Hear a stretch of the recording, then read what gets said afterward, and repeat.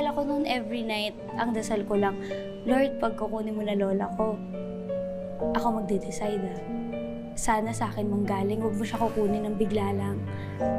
Tapos nung time na lumalala na yung condition niya, sa buong 7 months na yun, that day na nawala siya ate, umaga yun 6 a.m. So pinakain ko siya, after namin mag-mass, nebulizer ko siya, meron pa akong video nun, tapos humiga na kami. Tapos ako kasi ayoko matulog kasi gusto ko babantayan ko lang siya. Hanggang sasabi niya, sige na matulog ka na.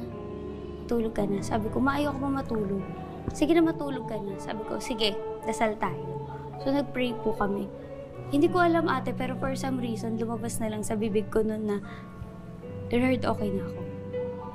Parang ayoko na siya mahirapan. Sige, siguro, ito na yung time na nilalet go ko na siya. Gumanon na po ako. Tapos... Yun ang prayer mo? Naririnig ng lola mo? Nag-amen siya. Gusto na niya Kasi hirap although 7 months ate, gusto na niya talaga. Parang ako lang yung iniisip niya. Ako lang yung hinihintay niya na i-let go na siya. So sabi ko na sige na, okay na po ako. Parang ayoko na siya mahirapan. Parang I'll just take her pain. Basta makarest na siya. Ako na yung bahala sa akin. Kung paano ko i-deal to, paano ako mag-heal dito. And ate, best believe, 10 a.m. wala na siya. So yung kung ano yung pinipray ko throughout my life, nakinig sa akin si Lord. Ang galing, no? Parang sobrang miracle talaga siya. Kasi yun lang yung prayer ko. Sana, Lord, ako magde-decide kung kailan mo na siya kukunin sa akin. Pero kahit na nilet go mo ng lola mo, pag nakita mong right then and there, wala na. Iba yung pag-sink in nun.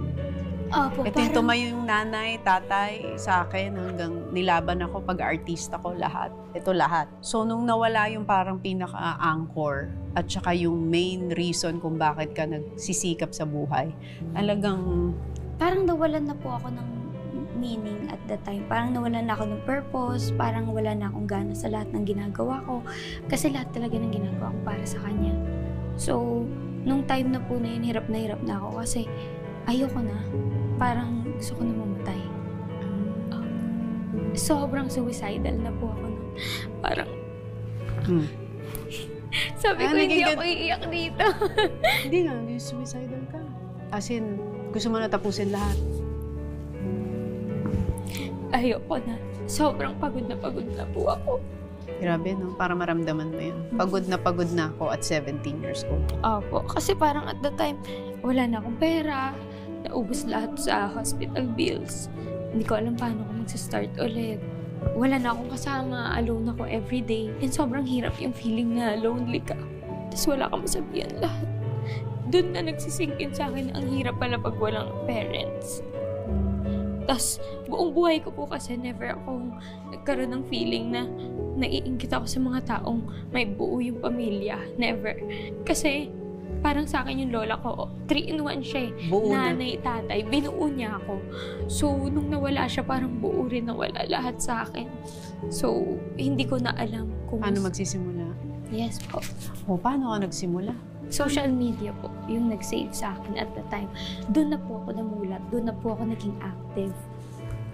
At that time, uso po yung mga live streams kasi pandemic pa. So, ginawa mo? So, ginawa ko po yun hanggang makaipon lang ako. Tapos, nag-condo po ako that time.